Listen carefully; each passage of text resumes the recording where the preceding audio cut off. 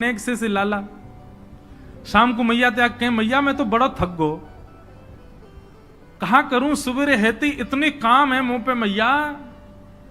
मैया बोली 3.5 बरस को लाला तो पे कहा काम है मुझे बता। ठाकुर जी करें कहा है पूरे दिन? अभी ठाकुर जी ने चोरी शुरू नहीं करी है, ये उससे पहले की कथा है। तो ठाकुर जी कहा करें पूरे गोकुल में भ्रमण करते करते केवल ये देखें संत आए कि नहीं, वैष्णव आए कि नहीं, ब्राह्मण आए कि नहीं। और जैसे संत वैष्णव ब्राह्मण ठाकुर जी को दिखाई देते हैं तो ठाकुर जी उनको अरे तुम यहां डोल रहे हो, परिचय नहीं है ऐसी बात, अरे आप यहां डोल रहे हो। सामने वाले कहें अरे भैया तुम कौन? अरे नेक्सस लाला। अरे भैया तू हमें जाने? बोले अरे तुम्हें ही तो खोज रहा हूं मैं सुबह रहते। बोले हमें खोज रहे हो भैया काय को? अच्छा एक बात बताओ तुम कहां से आए हो? बोले हम तो अयोध्या से आए हैं। बोले अयोध्या से आए हो, तुमने कछु सुबह रहते पाए हो? बोले ना कछु ना पायो, यही मारे तो मैं डोल रहा हूं। यशोदा मैया तुम्हारी बात निहार रही है, 56 भोग बनाए माने, चलो जल्दी नंद भवन पहुंच जाओ। बोले यशोदा मैया हमारी बात निहार रही? बोले हम बे सुबह अब जल्दी करो मां, सब संतन को भोजन है, जल्दी पहुंच जाओ। ऐसे किसी को भी सबको निमंत्रण दे देते हैं। और यशोदा मैया जब नंद भवन से बाहर आती देखते हैं 100-200 लोग खड़े हैं बिना निमंत्रण के। मैया कहें आप सब? बोले मैया आप सुबह से बाट निहार रही हो हमारी, लाओ थाली लगाओ 56 भोग कराओ। अब मैया को यूं लगे मना करूं तो अच्छा ना लगे, लेकिन मैया पूछे अच्छा आपको कौन ने कही मैंने निमंत्रण? बोले आपको लाला आयो। मैया बाट निहार रही है। यशोदा मैया पवा तो देती है सबको, फिर शाम को लाला के अरे लाला ये तू कौन कौन ने निमंत्रण दिया वे? यशोदा मैया बात निहार रही है, पहुंच जाओ सबरे मां भोजन कर लो। आज तो 200 लोग आए मेरे यहाँ। अरे ठीक है हमारी रसोई घर बड़ो है, हमारे यहाँ 9 लाख गैया है, ठाकुर जी कृपा सब व्यवस्था है, मोए खवावे में कोई चिंता ना है, मैं तो खूब पवाऊं, लेकिन मोए बता तो देकर कौन को निमंत्रण दे रहे? तू कोई को भी निमंत्रण दे दे। मैया तू ना जाने? बोले कहा मैं तो या घर को पुण्य कर रहा हूं, जितना ज्यादा है सके पुण्य जमा कर कर। मैया मैं तो बुढ़ापा आ जाएगा, मैं तो चला जाऊंगा, तो को बाबा को छोड़ जाऊंगा पुण्य करके। मैया के अच्छा कहा पुण्य कर रहे हो लाला? बोले मैया देख ये संत ब्राह्मण ये साक्षात भगवान को मुख हैं, जब इनके मुख में हम कछु अन्न दे में, मक्खन दे में या कछु भी इनको पवामे तो ऐसा समझने से साक्षात नारायण पा रहे हैं। मैया देख कल 100 आए नारायण, आज 200 नारायण तेरे घर आए पावे, मैं तो ये पुण्य करवाऊं। और मैया दूसरी बात सुनेगी? बोले हाँ मारेगी तो ना मुझे? बोले ना मारूंगी बता। बोले तू बड़ी मोटी है गई मैया, मुंह को यूं लगे पूरे दिन लगी रहेगी तो तेरो ने वजन कम है जाएगा। अरे मेरी ब्याह तक ने छरेरी सी है जाएगी, या मारे तू लगी रहे रसोई में या हमारे ऐसा को। मैया भागे पीछे, ठाकुर जी चौकड़ी मार के भागे। ऐसा ऐसा उधम मचा में ठाकुर जी द्विज ब्राह्मण संत वैष्णवों को जा जा करके बिना निमंत्रण के निमंत्रित कर देते हैं। सब नंद भवन आ जाओ, आज सबन को भंडारो है। कंटकेभ्य नंद बाबा रोज अपने ठाकुर जी की सेवा करते हैं। और महाराज वर्णन ऐसा करें हमारे ब्रजवासी, बोले नंद बाबा की सेवा में शालिग्राम भगवान है। नंद बाबा शालिग्राम की सेवा करें और सेवा करके शालिग्राम भगवान को टांड समझते हैं। टांड आप लोग जानते हैं कि नहीं पता नहीं, अब घरों में नहीं होती, पुराने घरों में टांड होती थी। टांड बोलते हैं एक घर के कमरे में ऊपर एक छज्जा सा बनवा देते थे, उसमें सारा स्टोर रखा जाता, सब जरूरी सामान। नंद बाबा क्या करते हैं, पंचामृत से अभिषेक करा करके ठाकुर जी को शुद्ध जल से अभिषेक करके इत्र वित्र लगा के तिलक फोटा चुपका के बढ़िया आरती करके और फिर शालिग्राम भगवान को टांड पे धरते हैं ऊपर। बोले क्यों? बोले कन्हैया को ये गुलाब जामुन लगे और गुलाब जामुन समझ के कन्हैया मुंह में धर ले। शालिग्राम भगवान ने कन्हैया को यूं लगे बोले कि ये रोज रोज जय जय जो है का है, ये शालिग्राम जो है का है। हमारे पिताजी पूज्य पिताजी की कथा में सुनाते हैं, बोले एक बार नंद बाबा ठाकुर जी की सेवा कर रहे, इतने में ठाकुर जी बगल में आके बैठ गए। देखो कितनी सुंदर ठाकुर जी की सेवा कर रहे हैं, ठाकुर जी बगल में बैठे हैं। नन्हे से गोपाल जी आके बैठ गए। अब नंद बाबा को तो बढ़िया लगो, लाला भी सेवा सीखेगो, बैठ जा लाला यहाँ पे। ठाकुर जी बैठ गए। नंद बाबा ने पहले दूध से स्नान करायो, फिर दही से स्नान करायो, फिर घी से स्नान करायो, शहद से स्नान करायो। जैसे ही शहद पड़ो शालिग्राम भगवान पे, सोई ठाकुर जी के लार निकल आई यहाँ थे। ओहो कितना सौभाग्यशाली है जे। मैं हूं मैया ते कहूंगा, मैया तू मोको पानी ते मत नवाए करवा, पानी में कुछ स्वाद ही ना होवे, शहद ते नवाए कर, नहाते नहाते खाऊ ले करूंगा बीच में। अच्छा एक बात बताऊं, ये पंचामृत अभिषेक ठाकुर जी को प्रिय क्यों है? क्योंकि ठाकुर जी का स्नान भी हो जाता, पेट भी भर जाता, बीच बीच में जीभ निकाल के खाऊ जाए ठाकुर जी इसलिए ठाकुर जी का पंचामृत अभिषेक होता है ये, और ये वास्तविकता है। अब जब ऊपर से सब पड़ता है, पहले दूध फिर घी दही शहद आदि सब ऊपर से पड़ता है, तो मुख पे होकर के आता है, तो जब यहाँ आवे so next so Thakur ji मुंह खोल के जीभ निकाल ले, बीच बीच में स्वाद भी लेते रहे। या हमारे पंचामृत अभिषेक ठाकुर जी को बड़ो प्रिय है, क्योंकि ठाकुर जी को स्वाद भी आ जाए और स्नान भी आ जाए। एक पंथ दो काज। तो ठाकुर जी की तो लार निकल आई। ठाकुर जी बोले जय जय मीठो है गयो होगो, अब तो रस भरो है गयो होगो। और फिर शहद लगे को छुड़ावे के लिए एक बात हम निवेदन करें, सेवा में एक चीज करो भैया, ये सफेद चीनी मत चढ़ाया करो कभी ठाकुर जी पे। ठाकुर जी के अंग पे लग जाती होगी, उस पर भी फिर ऊपर से आप हाथ ऐसे घुमा देते हैं, शंकर जी पे हो, शालिग्राम जी पे हो, ठाकुर जी पे हो। इससे बढ़िया बूरा लाओ, शक्कर लाओ, और चीनी अगर चीनी ही अगर उसको भी पीस लो, वो ऐसी तो हो कि ठाकुर जी के अंग पर लगे ना, तब डालो। शक्कर से स्नान कराए, ठाकुर जी तो बस मुंह में पानी आ गया, बोले जय जय मीठो है गयो अब तो। नंद बाबा ने बढ़िया ठाकुर जी को श्रृंगार आदि करके, और महाराज ठाकुर जी को तुलसी पधरा के चंदन वंदन लगा के, और नंद बाबा अपनी माला झोली में हाथ दे करके और जाप करने लगे। पूज्य पिताजी महाराज कहे नंद बाबा मुंह पे एक कपड़ा और डाल लें, मुख पर कपड़ा डाल के जप करने से मन एकाग्र होता है, यह भी एक साधना का एक नियम है।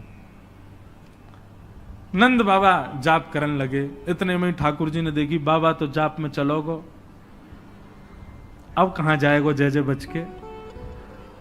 सोई ठाकुर जी धीरे से गए और चौकी पे धरे शालिग्राम भगवान उठाए और मुंह में धर के बैठ गए, और जैसे कोई पान चूसता है ऐसे ठाकुर जी यहां से चूस रहे हैं मुंह में धर के शालिग्राम जी को, और बैठ गए नंद बाबा के बगल में आंख बंद करके। इनको ध्यान चल रहा है, बोले अभी जय जय बाहर बाहर ते चूस रहा हूं, नेक देर में अंदर की मिठास आवेगी, शहद भीतर तक चलोगो, निकर नहीं रहो, और जोर जोर से चूस रहे हैं। इतने में बाबा की माला पूरी है। जैसे ही बाबा की माला पूरी भई, बाबा ने नेत्रन से लगा के माला और अपनो कपड़ा हटायो। जय हो मेरे साले जय जय कहां चले गए? अब तो ढूंढे, पुष्प उष्प उठा के सब देखी, ठाकुर जी यही ना वहां पे। अरे यशोदा, ठाकुर जी कहां चले गए? बगल में छोटे भगत जी बैठे हैं, वो बिल्कुल महाराज ध्यान करके बैठे हैं, या तरफ शालिग्राम जी दबा रखे हैं। लाला जी कहा है तेरे मुंह में? बोले कहा जल्दी दिखा। नंद बाबा ने एक गुलचा बना करके जैसे ही मुंह में दियो, महाराज सोई शालिग्राम जी बाहर आ गए। नंद बाबा तो लिए उनको सिर से लगा में, रोते रोते गए, अरे यशोदा देख आज कहा भयो? बोले कहा भयो? बोले तेरो लाला उद्यमी है, हमारो लाला उद्यमी है, ये बात तो मैं स्वीकार कर चुका हूं, लेकिन इतना बड़ा उद्यमी। यशोदा मैया बोली भयो का? बोले भैया जे मक्खन खा जाए, घी खा जाए, मिश्री खा जाए, दूसरे इनके घर में जा जाके खाया वे, लेकिन आज तो यानी भगवान ही खा लिए, जय जय खा गो, हमारे शालिग्राम भगवान को खा गए हो। यशोदा मैया बोली वो तुमने शहद से स्नान कराए तो वह लगी होगी, मीठो है गो, जय जय खा जाओ। ठाकुर जी दूर खड़े हैं। वाह दिन से नंद बाबा को नियम है स्नान ध्यान करके ठाकुर जी को टांड पे धर के जाएं कि लाला के हाथ नहीं पड़ जाए कहीं, नहीं तो जय जय खा जाएगा। ऐसी ठाकुर जी की मधुर लीला, इतनी भाव में लीला ठाकुर जी की चल रही है कि सब रीझ जाते हैं। बंधुओं, कभी कभी तो इन लीला को सुन करके, कह करके और अनुभव करके तो नेत्र सजल हो जाते हैं। ये परब्रह्म परमात्मा प्रेम के पूर्ण स्वरूप बन के आए। आहा, वर्णन करते हैं ठाकुर जी ने चोरी का मन बनाया। क्यों?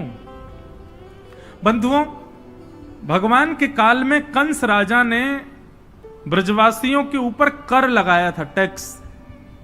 और क्या टैक्स था कि आप सब लोग अपने घर में गैयाओं को पालो, सारा खर्चा स्वयं करो, और जितना दूध घी दही होगा उसका 70-80% सब मथुरा जाकर के कर के रूप में जमा करना पड़ेगा।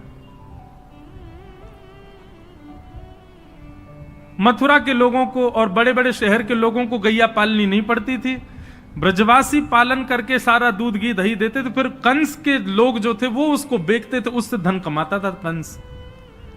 ब्रजवासी बेचारे गैया को अपने घर में रखते, उसका पूरा ध्यान रखते, और जितना दूध निकलता 70-80% सब कंस को देना पड़ता। थोड़ा थोड़ा बचता ब्रजवासियों के पास। लेकिन नंद बाबा ब्रज के राजा थे, इसलिए उनको छूट थी। वो 9 लाख गैयाओं के मालिक थे, उनके यहां इतना कर नहीं था।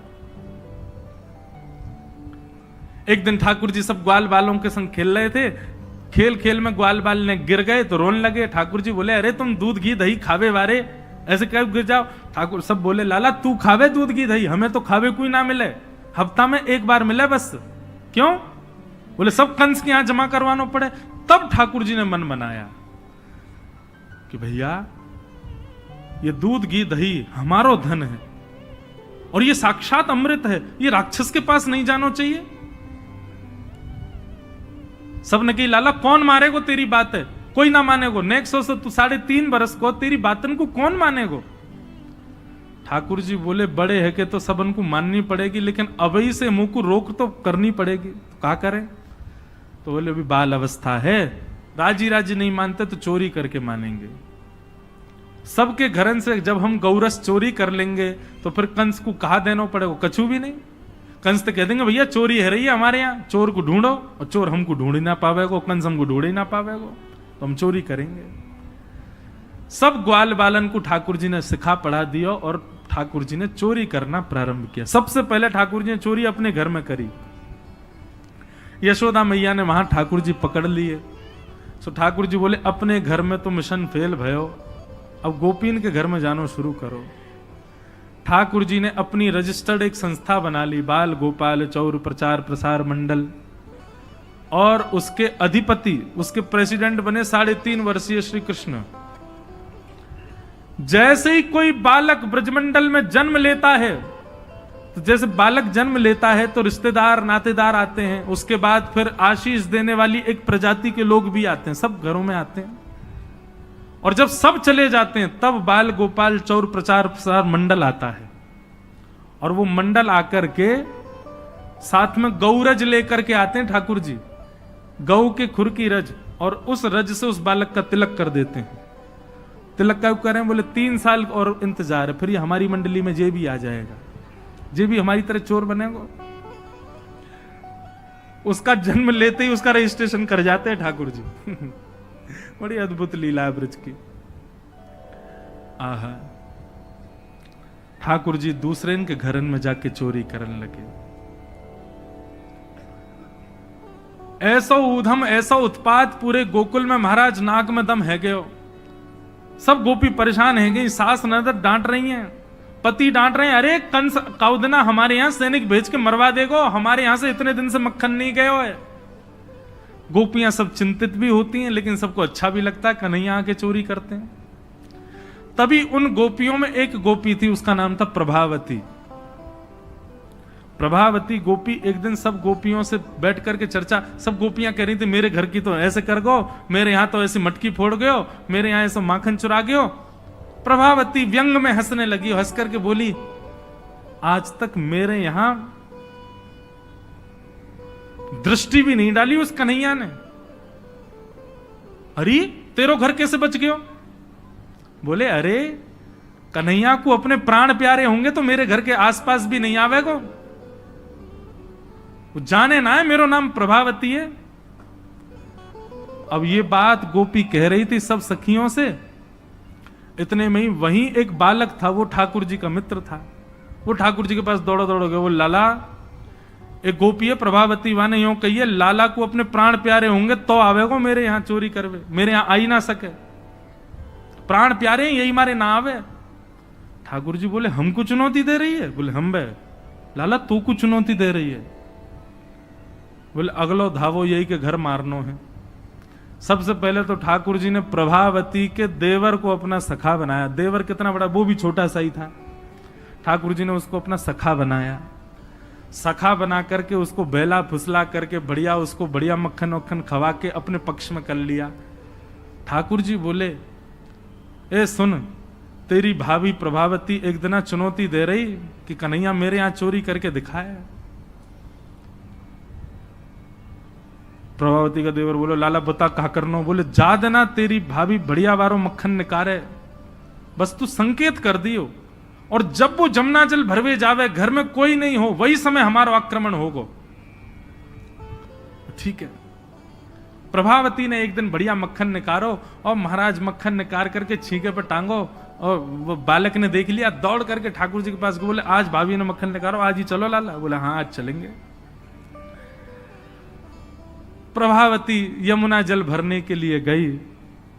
ठाकुर जी उसके यहां प्रवेश कर गए, और प्रवेश करके महाराज चार के ऊपर तीन के ऊपर दो के सबसे ऊपर ठाकुर जी, और ठाकुर जी लेकर के बढ़िया मक्खन खाने लगे। मक्खन दूसरे इनको पवान लगे कि मरकान भोक्षण विभजति सचेन नात्रिभांडम भिनत्ति।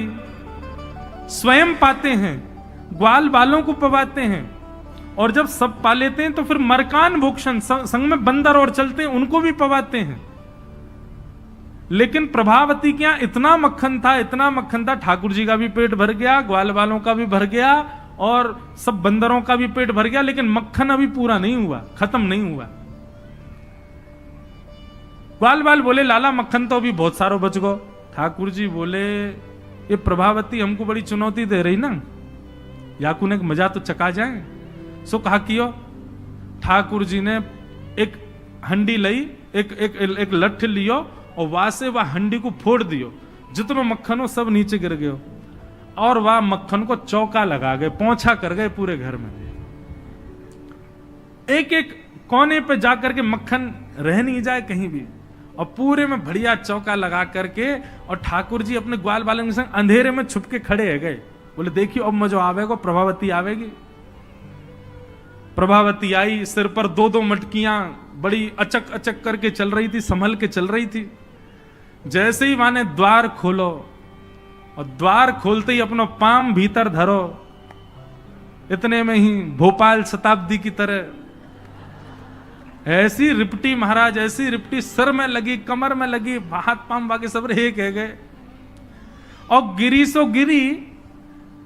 यमुना जल मिल गयो मक्खन में तो और चीकनो हो गयो। अब वो उठ ही नहीं पा रही है, जैसे उठे फिर गिरे, जैसे उठे फिर गिरे। और ठाकुर जी ताली बजा बजा के हंसे, सब ग्वाला के लाला आज तो बड़े मजे आए, आज तो बड़े मजे आए। मेरी भाभी कहा कह रही कन्हैया को अपने प्राण प्यारे हमारे ना आवे। अब तो को तेरे प्राण प्यारे होंगे ना तो कभी हमको चुनौती नहीं देगी। और ठाकुर जी भाग गए। प्रभावती महाराज जैसे तैसे रिपट रिपट के बाहर आई, और जाके सीधे यशोदा मैया के पास पहुंच गई, और जाके बोलने लगी, बोले मैया अपने लाला संभाल ले, नहीं तो काउदना हाथ दिखा दूंगी याकू में। ऐसा उधम मचावे, देख मेरी कोहनी टूट गई, कमर टूट गई, ऐसा उधम मचा के गयो। यशोदा मैया बोली तुम गोपीन पे कछु काम ना है, 24 घंटा मेरे लाला के पीछे पड़ी रहो, काउदना रंगे हाथ पकड़े तो आइयो, नहीं तो कभी मुख मत दिखाइयो अपनो। प्रभावती बड़ी चिंता में है, बोले ठाकुर जी को रंगे हाथ कैसे पकड़ूं। इतने में यानी विचार कियो कि मेरो जो देवर है वो लाला के संग बहुत ज्यादा रहवे, तो यार देवर को पहले अपने पक्ष में करो। ये देवर कभी ठाकुर जी के पक्ष में जा रहा हो, कभी प्रभावती के पक्ष में। प्रभावती ने एक दिन वाकू दिखाते भय मक्खन निकारो, आज तो धोरी गैया को मक्खन है, इतना मधुर मक्खन है, और यहाँ से तो आज मैं शाम को बढ़िया रोटी बनाऊंगी, घी बना करके सबको पवाऊंगी, अब बढ़िया मक्खन निकालो। देवर ने देख लिया और जा करके सीधे पहुंचो लाला के पास। वो लाला, भाभी ने आज धोरी गैया को मक्खन बनाया। ग्वाल बाल सब बोले लाला वहीं चल, बात ना बड़े मजे आए वहां पे, आज फिर चल रहे प्रभावती के यहां। ठाकुर जी बोले चलो। अब प्रभावती ऐसा दिखा करके गई कि वो जमुना जल भरने चली गई है। ठाकुर जी ने देख लिया प्रभावती जमुना जल भरवे गई है, लेकिन जैसे ही ठाकुर जी वाके घर की ओर भागे, प्रभावती दौड़ करके पीछे के द्वार से गई और खिड़की में होके भीतर घर में आ गई और चुपचाप खड़ी हो गई अंधेरे में, हाथ में बड़ा डंडा लेकर के। ठाकुर जी आए, ठाकुर जी ने आकर के जैसे महाराज 4 3 2 1 ऊपर चढ़े, चोरी करना प्रारंभ कियो। ठाकुर जी जब पूर्ण रूपेण व्यस्त हो गए चोरी में, तब प्रभावती अपना डंडा लेकर के निकली। दारी क्यों तुम्हें बताऊं। और जैसी प्रभावती आई, महाराज नीचे वाले सबसे पहले भागे, और नीचे वाले भागे तो ऊपर वाले सबरे गिर गए, ठाकुर जी लटक गए ऊपर। अब बाकी के सब तो वहां से भाज गए, ठाकुर जी रह गए। अब नीचे प्रभावती खड़ी है, आजा लाला, तो बताऊं मैं प्राण प्यारे, देख देख देख प्रभावती तू सही ना कर रही है, तू जाने ना है मैं जय जय हूं। बोले तेरी जय जय तो मैं निकारूंगी, नीचे आ पहले तू। जैसे तैसे करके ठाकुर जी नीचे उतरे। प्रभावती बोले तुम तो को मुंह पे दया ना आवे, मैं कितनो सीधो साधो भोरो सो प्यारो सो, देख मैं तू वचन दूं आज के बाद नहीं आऊंगा तेरे घर, तू अब कछु मत करे, तू मुंह को मारे मत। बोले ना ना मारूंगी ना लाला, इतना कोमल सो मेरो लाला, वाकू कैसे मार सकूं मैं। ठाकुर जी बोले हाँ जी तो मैं मुंह मारी हूं मत। बोले मारूंगी ना तो को पकड़ के यशोदा को दे के आऊंगी आज मैं, वो बतावेगी तो। बोले या तो बढ़िया तो तू मार ले मुझे, लेकिन यशोदा मैया के पास मत ले जा, ऐसा मत करे। बोले ना आज तो तू यशोदा ही बतावेगी तो। और ठाकुर जी को हाथ पकड़ करके महाराज प्रभावती पूरे गोकुल में हल्ला करती भाई जा रही है, और घूंघट करके, घूंघट पकड़ रखो एक हाथ से, दूसरे हाथ से ठाकुर जी पकड़ रखे, और सबरे गोकुल में हल्ला। देख लो रे सबरे गोकुल वासियों, जे नंद जी को लाला, यशोदा मैया को छोरा, ये घर घर जाके चोरी करे, यशोदा मैया कह रही रंगे हाथ पकड़ो तो बताइयो, आज पकड़ लियो या को ठिकाने लगाऊंगी मैं। ठाकुर जी बोले ये तो भैया बड़ी निंदा है रही हमारी। इतने में ही ठाकुर जी बोले ए प्रभावती, कहा बात है। बोले देखते ना इतनी जोर से मेरो हाथ पकड़ रखो, मेरो हाथ नीलो पड़ गयो, रक्त पूरा रुक गयो है, तू इतनी जोर से मत पकड़े, तू एक काम कर मेरो जे हाथ छोड़ दे, दूसरा हाथ पकड़ ले। प्रभावती बोले नहीं तू भाग जाएगा, तेरी सौगंध खा के कह रहा हूं मैं नहीं भागूंगा, तू मेरो एक हाथ छोड़ दूसरा पकड़ ले।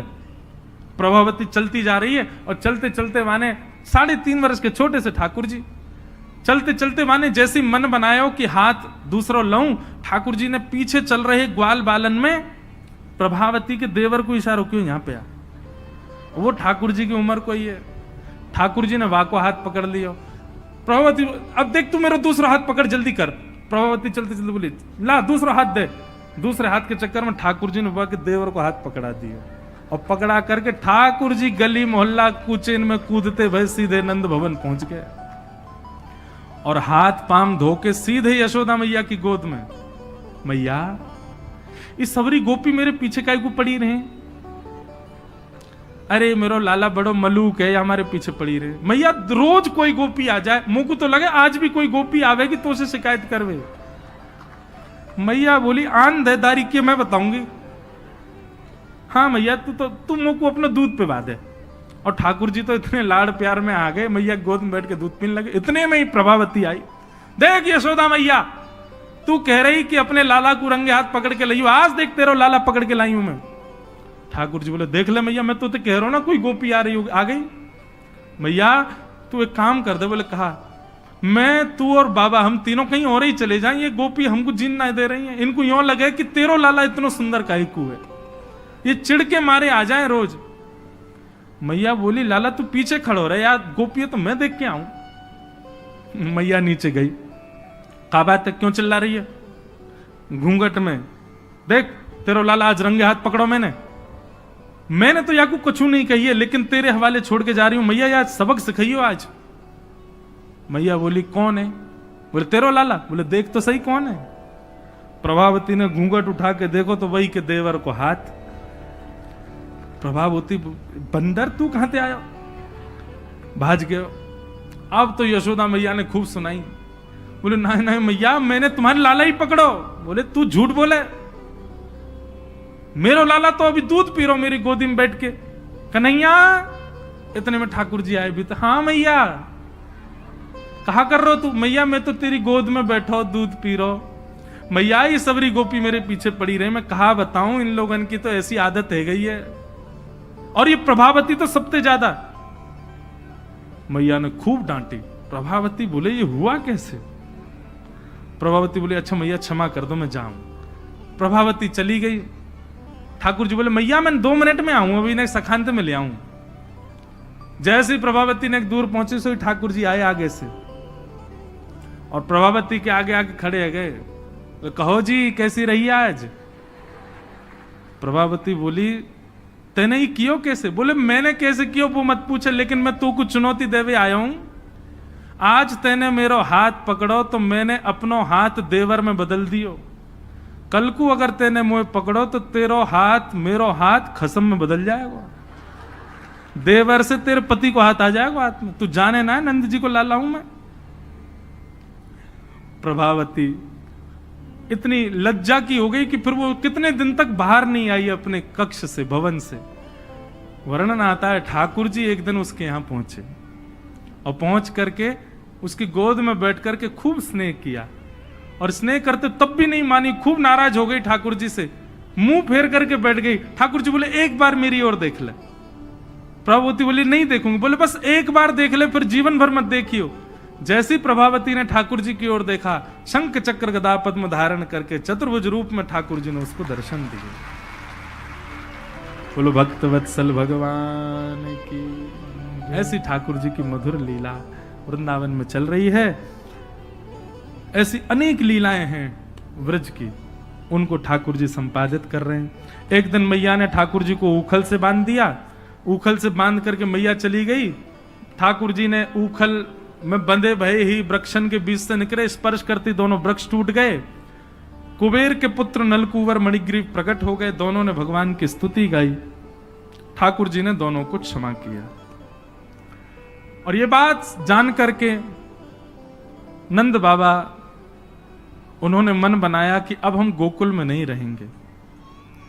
और नंद बाबा के छोटे भैया ने एक दूसरे वन का नाम बताया जिसका नाम है वृंदावन। और ठाकुर जी, नंद बाबा और यशोदा मैया सब ने वृंदावन जाने को मन बनायो। तो महाराज सब गोकुलवासी बोले हम भी यहां नहीं रहेंगे, हम भी वहीं रहेंगे जहां लाला रहेगो हमारो। और सब गोकुलवासी ठाकुर जी के संग वृंदावन चले गए। आहा, ऐसा सुंदर प्यारो वृंदावन है। लागे वृंदावन निको अली माने, लागे वृंदावन निको। लागे वृंदावन निको अली माने, लागे वृंदावन निको लागे। लागे वृंदावन निको अली माने, लागे वृंदावन निको लागे। लागे वृंदावन निको अली माने, लागे वृंदावन निको। लागे वृंदावन निको अली माने, लागे वृंदावन निको। ओ घर घर तुलसी ठाकुर सेवा, घर घर तुलसी ठाकुर सेवा। घर घर तुलसी ठाकुर सेवा, घर घर तुलसी ठाकुर सेवा। दर्शन गो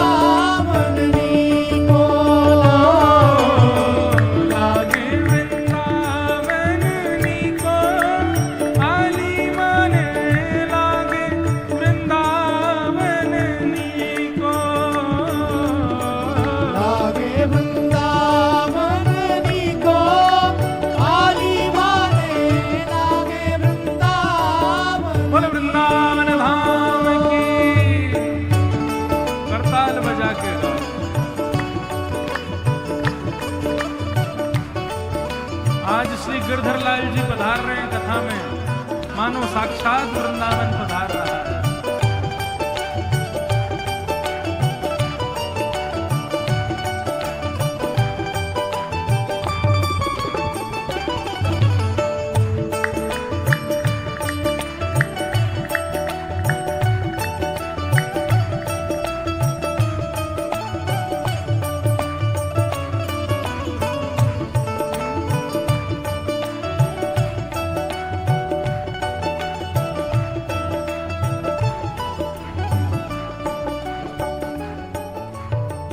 रतन सिंहासन आप विराजे, रतन सिंहासन आप विराजो, रतन सिंहासन आप विराजे, रतन सिंहासन आप विराजे। कैसे?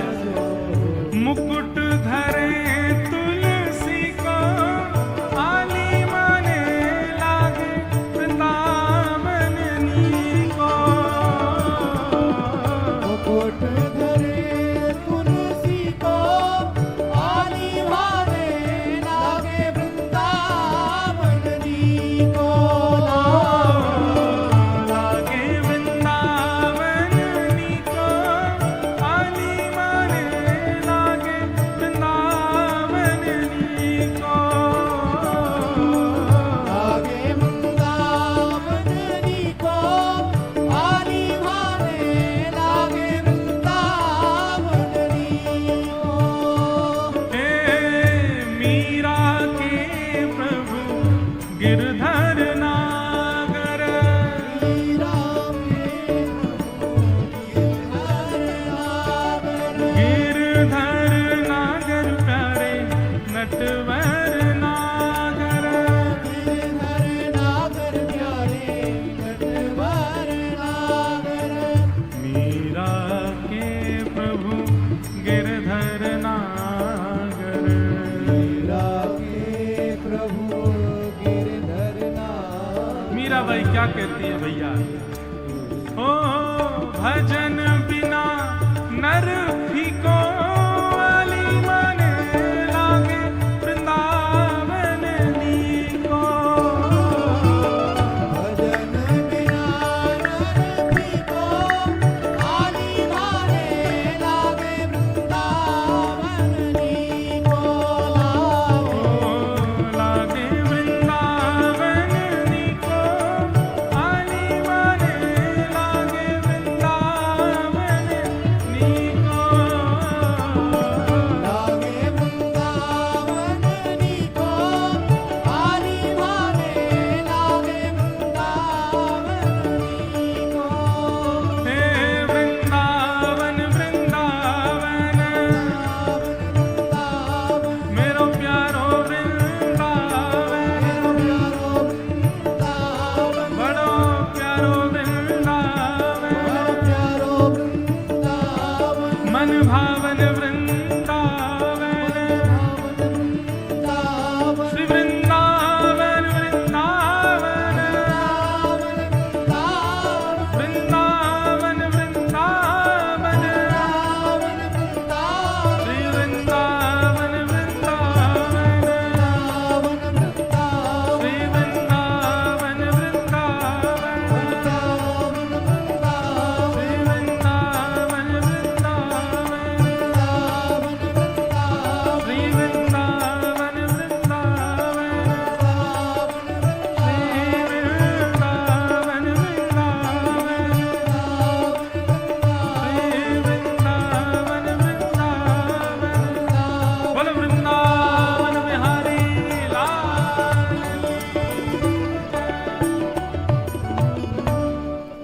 वृंदावनम संप्रविश्य सर्वकाल सुखावहम।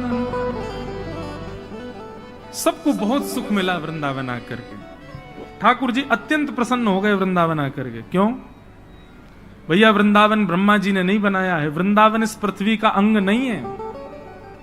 श्यामा हृदय कमल सो प्रगटो।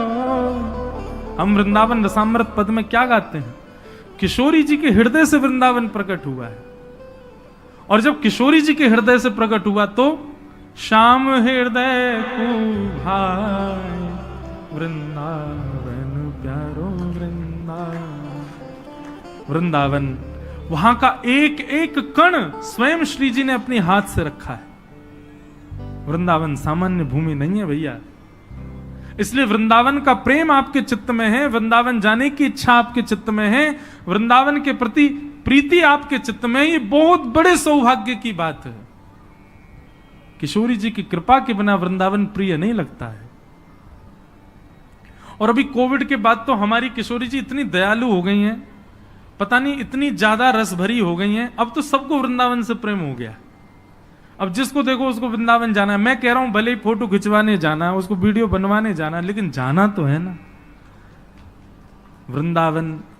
मैं खुद भी सोचता हूं कि वृंदावन जाओ तो उसके रस को समझ के जाओ, पर मन में एक भाव आता है किशोरी जी की कृपा के बिना वृंदावन नहीं आ सकता।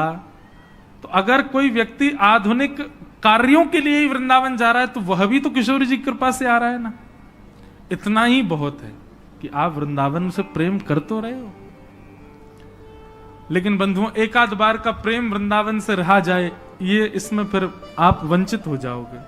कम से कम वृंदावन जाओ तो उस वृंदावन को सदा अपने चित्त में लेकर के आओ, सदा आपके चित्त में रहे, हृदय में वृंदावन रहे। ठाकुर जी वृंदावन पधारे। भगवान ने वृंदावन आकर के सबसे पहले अघासुर का वध किया, और अघासुर का वध करने के पश्चात ठाकुर जी ने ब्रह्मा जी के मोह को दूर किया। ब्रह्मा जी को यह भगवान पर संशय होने लगा कि यह परब्रह्म नहीं है। क्यों? बोले एक दिन ठाकुर जी मधुमंगल के मुख पे लगी भाई कढ़ी चाट गए। अब ठाकुर जी तो प्रेमी हैं, वो कोई विचार थोड़ी करें। मधुमंगल के मुंह पे कड़ी लग रही, सो ठाकुर जी बोले दारी के तेने मुंह कड़ी ना खवाई, छुप के खाया आयो। मधुमंगल बोलो लाला खट्टी कड़ी या हमारे में छुप के खा गए हो कि तुम माने ना है खाए बिना। ठाकुर जी बोले लेकिन मुंह तो फिर मिल गई। बोले कैसे? बोले तेरी मूछ बन नहीं है, तेरे मुंह पे छींटे पड़े, सुन चाटियो मत या यहाँ पे आ। और ठाकुर जी ने उसका मुख पकड़ा और अपनी जीभ निकाल के वहां पूरे मुंह चाट गए। मधुमंगल के तो प्रेमाश्रु गिरने लगे। लाला को हृदय, लाला तू इतना प्रेम मत करे कर, काउदना यदि दूर चलोगे तो तेरे वियोग में प्राण निकल जाएंगे हमारे। यहां तो ऐसा प्रेमास्पद रूप ठाकुर जी प्रकट कर रहे थे, पर ब्रह्मा जी को लगा राम राम राम राम, ये परब्रह्म है, ये भगवान है, ये परमात्मा है। एक पद आता है, अष्टसखा गाते हैं, आज दधि मीठो मदन गोपाल। एक दिन ठाकुर जी हंडी गोद में रख के और सब ग्वालों को अपने हाथ से दही खवा रहे थे। ग्वाल बाल सब कहने लगे, बोले लाला हम पे पात्र तो है ना। बोले पतुआ लिया, पतुआ माने पत्ता, पत्ता ले ले करके सब ग्वाल बाल वही में पा रहे हैं, ले ले करके। अब महाराज वहां वर्णन आता है, ऐसो दही हम कबहू ना चाखो। सब ग्वाल बाल कह रहे हैं ऐसो दही हमने अपने जीवन में कभी खाया ही नहीं है। क्यों? बोले ठाकुर जी दही दे रहे हैं, जब तक दूसरा ग्वाला आवे तब तक हाथ में लगी दही को ठाकुर जी स्वयं चाट जाएं, फिर दही निकाल के फिर दे दें। मतलब ठाकुर जी के अधरामृत से मिली भई दही है, या हमारी मीठी लग रही है। सबन को बांट दियो तो 2-4 ग्वाला रह गए पीछे, उनको दही नहीं मिलो। ठाकुर जी से कहने लगे, बोले लाला हमें तो दही मिलो ही ना, अब हम क्या करें? सो ठाकुर जी वहां पद में वर्णन आता है, ठाकुर जी बोले तुम चिंता मत करो। बोले तो क्या करें? बोले जो नहीं पायो सुनो मेरे भैया, जिनको दही नहीं मिलो वो ध्यान से सुनो। बोले कहा?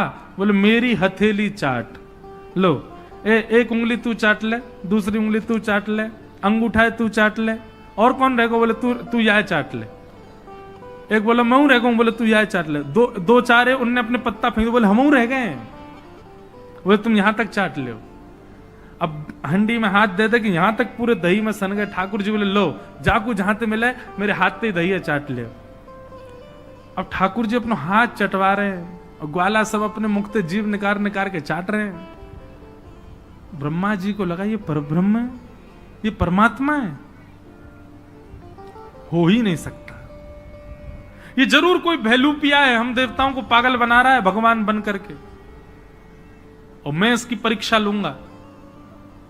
बंधुओं, प्रेम में सब जाहिर है। प्रेम में परमात्मा अपनी प्रभुता भूल करके, अपने नियमों को भूल करके, एक बात बताऊं, मैं एक बात कथाओं में कहा करता हूं, ठाकुर जी इतने नियम में क्यों रहते हैं? भगवान को देखो, गर्भगृह में रहते हैं, गिने चुने व्यक्ति ही उनको छू सकते हैं, हर कोई उनका स्पर्श नहीं कर सकता। सुबह 4 बजे उठना है तो उठना है, पूरी दुनिया 4 बजे उठने का मन बनाती है, पर 4:30-5 से पहले कोई नहीं उठता। पर ठाकुर जी हजारों वर्षों से सारे मंदिरों में जो नियम उठने का, उसी पे ही उठते हैं ठाकुर जी। उसी नियम से भोजन, उसी नियम से शयन, इतने नियम, पूरे विश्व को मुक्त करने वाले भगवान स्वयं इतने बंधन में रहते हैं। मेरे मन में एक बात आती है कि ठाकुर जी बंधनों में इसलिए हैं, नियमों में इसलिए हैं, हमको और आपको चुनौती दे रहे हैं। बोले तुम्हारे अंदर प्रेम की सामर्थ्य हो तो मेरा नियम तोड़वा के दिखाओ, तुम में सामर्थ्य हो तो मेरे नियम को तोड़ के दिखाओ। नियम बनता ही तोड़ने के लिए बंधुओं, लेकिन उसको हट नहीं तोड़वा सकता, उसको जिद नहीं तोड़वा सकती, नियम को केवल प्रेम तोड़वाता है। कोई व्यक्ति कितना भी नियम में हो, लेकिन अत्यंत प्रेमी आ जाए तो वो अपना नियम तोड़ देता है।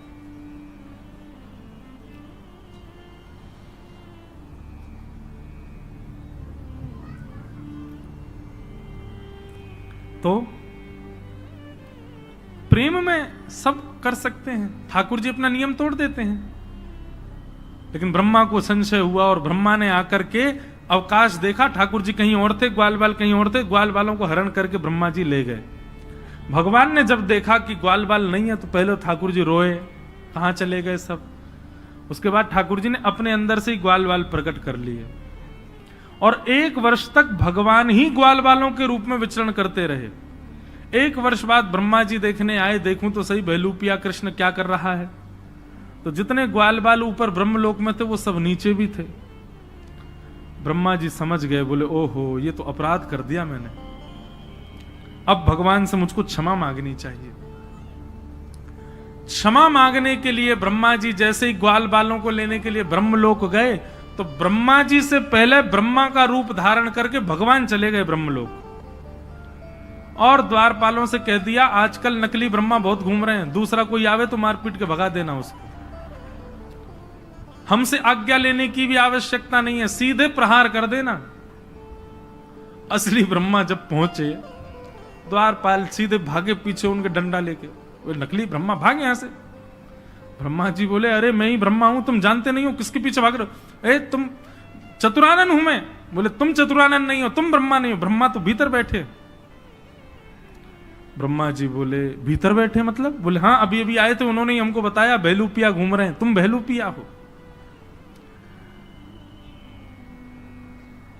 ब्रह्मा जी ने अंत में स्वीकार कर लिया कि हाँ मैं नकली हूं, पर मुझे असली का दर्शन करा दो, मैं उनके दर्शन करने आया हूं। जैसे इस ठाकुर जी के सन्मुख लेकर के ब्रह्मा को गए, तो ब्रह्मा के रूप में सबको दिख रहे थे भगवान, लेकिन स्वयं ब्रह्मा को ठाकुर जी साक्षात चतुर्भुज नारायण के रूप में दिखाई दे रहे थे ब्रह्मलोक में। ब्रह्मा जी ने जाकर के कान पकड़े, क्षमा कर दो भगवान, मुझसे गलती हो गई, अपराध हो गया। और ब्रह्मा जी ने यहां स्तुति गाई है, नौ मिड्यते प्रभुपुषे टडिदंबराय गुंजावतम परिपिच्छल सन्मुखाय। कम से कम 3 दिन तक इस स्तुति पर चर्चा हो सकती है, इतनी सुंदर स्तुति है ब्रह्मा जी की। लेकिन ब्रह्मा जी की स्तुति में आपको क्या दिखेगा पता है? प्रेम से बात शुरू करेंगे, चतुराई पे जाके खत्म करेंगे। एक उदाहरण सुनो। ब्रह्मा जी कहते हैं उक्षेपणम गर्भ गतस्य पादयोः किम कल्पते मातुरदोक्ष जागसे। हे नाथ एक बात बताइए, क्या गर्भ में बैठा बालक जब लात मारता है तो मां उससे नाराज हो जाती है? गर्भस्थ माता के गर्भ का बालक कभी अंदर कुछ किलोल करे, कभी हाथ पांव चलावे, तो क्या उसकी मैया उससे नाराज होती है?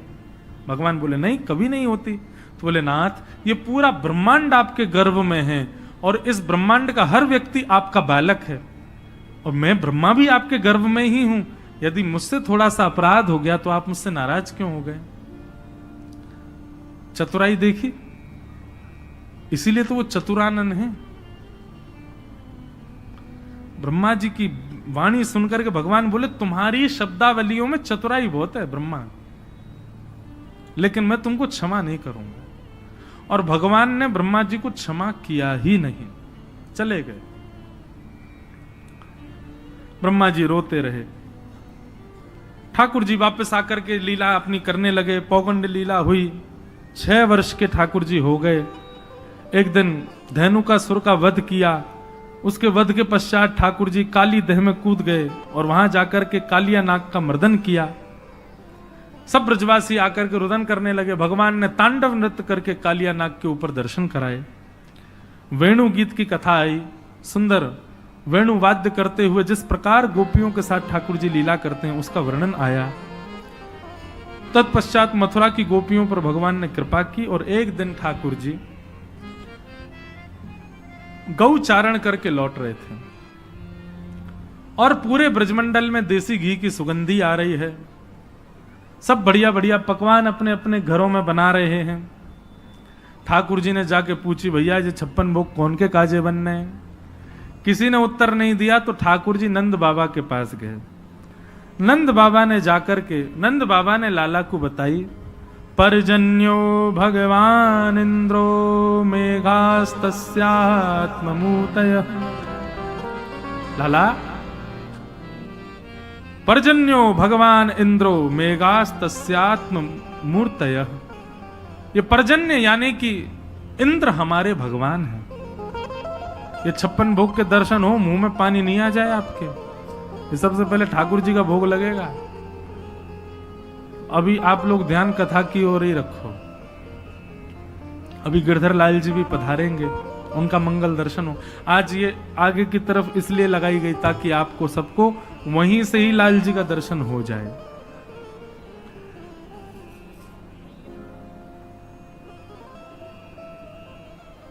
सब ब्रजवासियों को बैठा करके नंद बाबा ने उपदेश दिया, लाला को समझाए। बोले लाला, ये पर्जन्य इंद्र हमारे भगवान है। पंडित जी ये यहां से ये टेप हटा दीजिए सब। वहां इंद्र की हम पूजा करें तो वो इंद्र हम पे कृपा करे, अनुग्रह करे और वही की कृपा से हमारी खेती बाड़ी आदि सब चले। ठाकुर जी ने कही, बोले कि बाबा एक इंद्र की पूजा ही क्यों, फिर तो समस्त देवताओं की पूजा होनी चाहिए। 33 कोटि देवता कोई ना कोई हमारे कार्य में सहायक बने, सबन की पूजा अर्चना होनी चाहिए। और यदि सबकी पूजा करने चाहो तो भैया एक आधार मूल तत्व है नारायण। सब नारायण में विद्यमान है, नारायण को पूजो। वृक्ष हरा भरा करना हो तो जड़ में पानी डालो। 33 कोटि देवताओं के मूल आधार नारायण है, उनकी उपासना करो। बोले वो नारायण कहां मिलेंगे भैया? बोले वो नारायण हमारे ब्रजमंडल में गोवर्धन रूप में विराजमान है, चलो उनकी पूजा करें। ब्रजवासी सब बोले, बोले लाला बरसंते चली आ रही हमारी देवता की पूजा, हम छोड़ के तेरे नारायण को पूजवे जाएंगे, कहीं इंद्र नाराज है क्या? तो ठाकुर जी बोले पहली बात तो इंद्र नाराज नहीं हो सकता। क्यों? क्योंकि नारायण परब्रह्म है और परब्रह्म की उपासना जब होती है तो सब देवताओं का पोषण होता है। मतलब आप जब नारायण की उपासना करते हैं, नारायण का भोग लगाते हैं, नारायण का ध्यान करते हैं तो नारायण में ही सब देवता हैं, सबका अपने आप हो जाता है।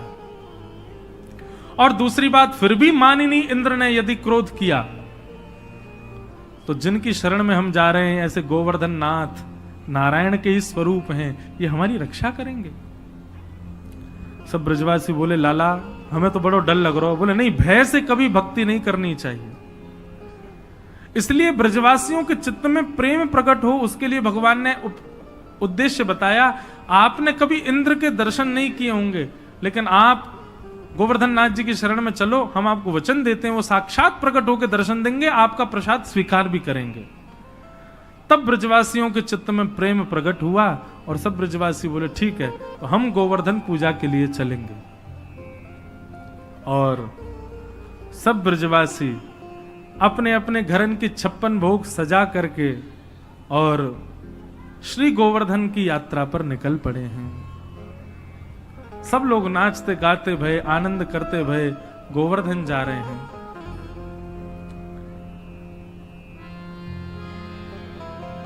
मैं तो गोवर्धन को जाऊं मेरी वीर, नाय माने मेरो मनुआ। मैं तो गोवर्धन को जाऊं मेरी वीर, नाय माने मेरो मनुआ। मैं तो गोवर्धन को जाऊं मेरी वीर, नाय माने मेरो मनुआ। मैं तो गोवर्धन को जाऊं मेरी वीर, नाय माने मेरो मनुआ। ओ नाय माने मेरो मनुआ, अजी नाय माने प्यारो कनुआ। नाय माने मेरो मनुआ, अरे नाय माने प्यारो कनुआ। नाय माने मेरो मनुआ, जी नाय माने प्यारो कनुआ। नाय माने मेरो मनुआ, अरे नाय माने प्यारो कनुआ। मैं तो गोवर्धन को जाऊं मेरी वीर, नाय माने मेरो मनुआ। मैं तो गोवर्धन को जाऊं मेरी वीर, नाय माने मेरो मनुआ। ए 7 कोस की दे परिक्रमा, 7 कोस की दे परिक्रमा। 7 कोस की दे परिक्रमा, 7 कोस की दे परिक्रमा। 7 कोस की दे परिक्रमा, 7 कोस की दे परिक्रमा। 7 कोस की दे परिक्रमा, 7 कोस की दे परिक्रमा। ओ मैं तो मानसी गंगा नहाऊं मेरी वीर, नाय माने मेरो मनुआ। मैं तो मानसी गंगा नहाऊं मेरी वीर, नाय माने मेरो मनुआ। मैं तो गोवर्धन को जाऊं मेरी वीर, नाय माने मेरो मनुआ। मैं तो गोवर्धन को जाऊं मेरी वीर, नाय माने मेरो मनुआ। 7 शेर की करूं कढ़ैया, 7 शेर की करूं कढ़ैया। 7 शेर की करूं कढ़ैया, 7 शेर की करूं कढ़ैया। ओ 7 शेर की करूं कढ़ैया, 7 शेर की करूं कढ़ैया। 7 शेर की करूं कढ़ैया, 7 शेर की करूं कढ़ैया। ओ मैं तो संतन न्योत जिमाऊं मेरी वीर, नाय माने मेरो मनुआ। मैं तो संतन न्योत जिमाऊं मेरी वीर, नाय माने मेरो मनुआ। ओ मैं तो गोवर्धन को जाऊं मेरी वीर, नाय माने मेरो मनुआ। मैं तो गोवर्धन को जाऊं मेरी वीर, नाय माने मेरो मनुआ। ओ नाय माने मेरो मनुआ, जी नाय माने कारो कनुआ। नाय माने मेरो मनुआ, अरे नाय माने कारो कनुआ। मैं तो गोवर्धन को जाऊं मेरी वीर, नाय माने मेरो मनुआ। मैं तो गोवर्धन को जाऊं मेरी वीर, नाय माने मेरो मनुआ। ओ गिरिराज धरण प्रभु तुम्हारी शरण, गिरिराज धरण प्रभु तुम्हारी शरण। गिरिराज धरण प्रभु तुम्हारी शरण, गिरिराज धरण प्रभु तुम्हारी शरण। ओ गिरिराज धरण प्रभु तुम्हारी शरण, गिरिराज धरण प्रभु तुम्हारी शरण। ओ गिरिराज धरण प्रभु तुम्हारी शरण, गिरिराज धरण प्रभु तुम्हारी शरण। हो रखो लाज हमारी गोवर्धन, रखो लाज हमारी गोवर्धन, रखो लाज हमारी गोवर्धन, रखो लाज हमारी गोवर्धन। हो गिरिराज धरण प्रभु तुम्हारी शरण, गिरिराज धरण प्रभु तुम्हारी शरण, हो गिरिराज धरण प्रभु तुम्हारी शरण। गिरिराज धरण बोलो गिरिराज धरण की। सब ब्रजवासी अपने अपने 56 भोग लेकर के गोवर्धन पहुंचे। गिरिराज जी को जाकर के पूजन कियो, अभिषेक कियो, आनंद से खूब परिक्रमा लगाई। मन से गंगा प्रकट हुई, नाम पढ़ो मानसी गंगा। बोलो मानसी गंगा मैया की जय। सब ब्रजवासी ने खूब आनंद से मानसी गंगा से स्नान करायो, खूब आनंद से 56 भोग सजाए। सब ब्रजवासी हाथ जोड़ करके प्रार्थना करने लगे गिरिराज बाबा से।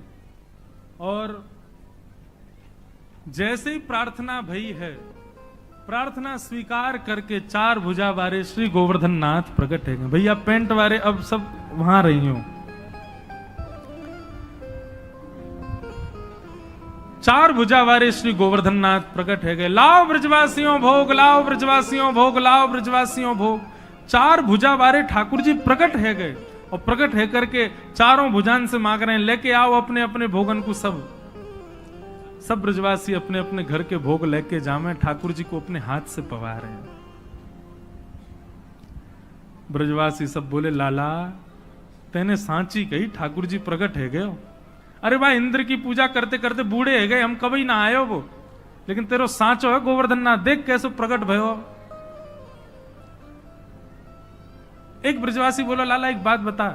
बोले हाँ, जो गोवर्धन नाथ को चेहरा तोते बहुत मिले, बिल्कुल तेरे जैसो लग रहा। लाला तेरी 2 भुजा कर दो, नेक और बड़ो श्रृंगार कर दो तो ऐसा लगेगा तू ही है का।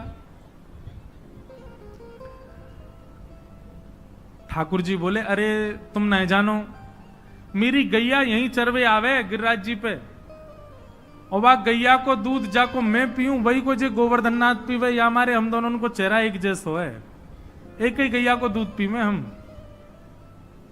श्रीदामा बोलो हे रे लाल, जे कौन सी बात भाई, गैया को दूध पीवे तो हमारो चेहरा कैसे मिल जाएगा। बोले चो तेने तेरी मैया को दूध पियो। बोले हाँ। तेरी बहन ने भी तेरी मैया को दूध पियो। बोले हाँ। तुम दोनों उनको चेहरा मिले कि ना मिले, बहन भैया एक जैसे लगो बिल्कुल। बोले हाँ लाला बहन भैया तो एक जैसे लगे। बोले यही मारे एक ही मैया को दूध पीवे से चेहरा मिले। श्री दामा थोड़ी देर सोचने लगो, फिर बोलो अरे लाला फिर तो बछड़ा को चेहरा वो हमसे मिलना चाहिए, वो गैया को दूध पीवे वही गैया को हम पीवे, हमारो चेहरा तो मिले ना। बात ठाकुर जी बोले अब जाए मैं कल बताऊंगा, अभी मत पूछे मुझसे, अभी तो यूं ही सुन ले कि हम दोनों एक ही गैया को दूध पीवे। और ब्रजवासी इतने भोरे मान गए आ बात को। बोले अरे लाला की गैया को दूध पीवे, हमारे लाला जैसो लग रहा हो देवता।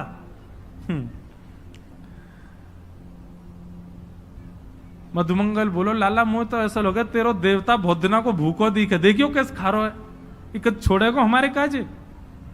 ठाकुर जी बोले ऐसे नहीं कहते, तेरे बा इंद्र ने एक चीज स्वीकार करी इतने दिना में, कम से कम जे पा तो रहे। सब ब्रजवासी बड़े आनंद में थे, वहीं नाच रहे हैं, वहीं गा रहे हैं, गिरिराज जी को भोग लगा रहे हैं और बड़े सुख में सब भर आए। आप ही पूजे आप पुजावे, ठाकुर जी स्वयं पूज रहे हैं। कितना सुंदर दृश्य रहा होगा। अच्छा देखो, एक ना नासिक की कथा में हमने व्यास मंच से एक कथा सुनाई थी और उसमें कहा था राम कृष्ण दोनों मिले और उनके मिलन का कोई चित्र बना के लाए, ऐसा हमने कहा। आप विश्वास माने अभी तक हमारे पास में 35 चित्र आ चुके हैं बन करके, और इतने सुंदर सुंदर बालकों ने चित्र बनाए, राम कृष्ण दोनों एक दूसरे गले में गलवैया हाथ डाल करके। वो कथा तो फिर नासिक वाली सुनो, उसमें वो सुनाई है हमने, दोनों का मिलन हुआ, ठाकुर जी का और श्री राघव जी का। अच्छा, उस चित्र में हमने एक बात कही थी कि देखने वाले को पता ना लगे कि कृष्ण कौन है और राम जी कौन है। अब आप जब मोर पिच बना देते हैं तो समझ आ जाती है कि ये कन्हैया है, वंशी हाथ में दे देते हैं तो समझ आती है कन्हैया है। ऐसा चित्र बनाना है कि नेत्रों से ही पता चले कि कृष्ण कौन है, क्योंकि जिनके नेत्र चपल दिखें वो कन्हैया हैं, जिनके नेत्र गंभीर हैं वो राम जी, बाकी सब कुछ एक जैसा। तो 35 चित्र आ गए, एक से एक आए। मैं क्या बताऊं, कभी कभी देख करके इतना आनंदित होता हूं, पर ऐसा वाला चित्र नहीं आया अभी जिसमें किसी भी अंग से पता ही ना चले कि रामकृष्ण कौन है, बस नेत्रों से पता चले कि हां ये थोड़े चंचल नेत्र हैं तो ये कन्हैया हैं। एक बंबई के एक बहुत बड़े आर्टिस्ट हैं, वो बना तो रहे हैं, देखो आ जाए तो एक एक छवि अभी अभी फिर से